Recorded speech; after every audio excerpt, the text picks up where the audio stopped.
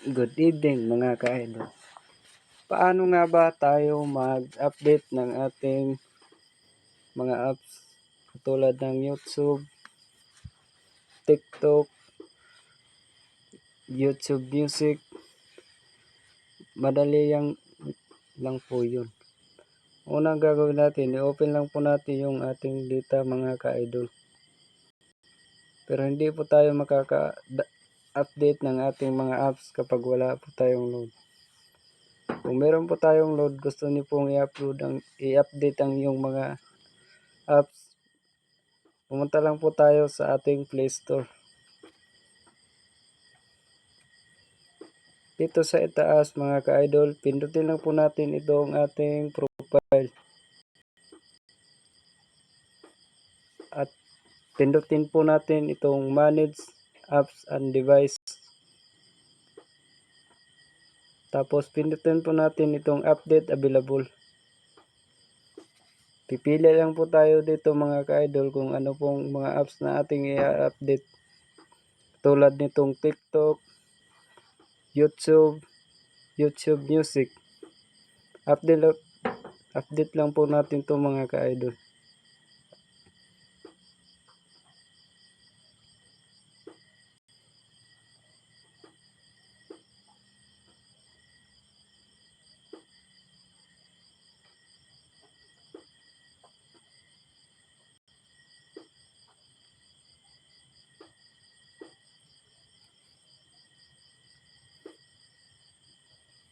So ayun mga ka-idol, na-update na po ang ating mga apps.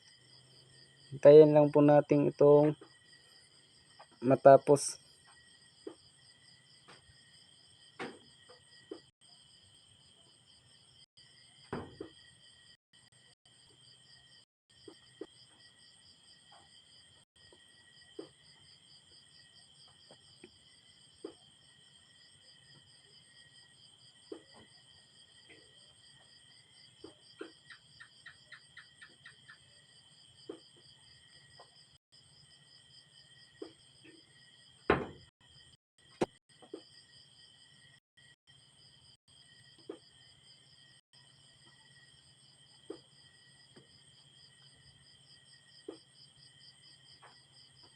Medyo matagal po itong pag-update mga ka-idol kasi marami po tayong apps na in-update.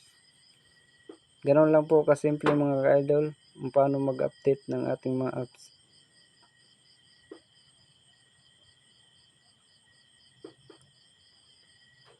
Hintayin nyo lang pong matapos yan lahat idol. Kapag natapos na, okay na yan. Update na po yung mga apps nyo. Back na lang po natin to idol.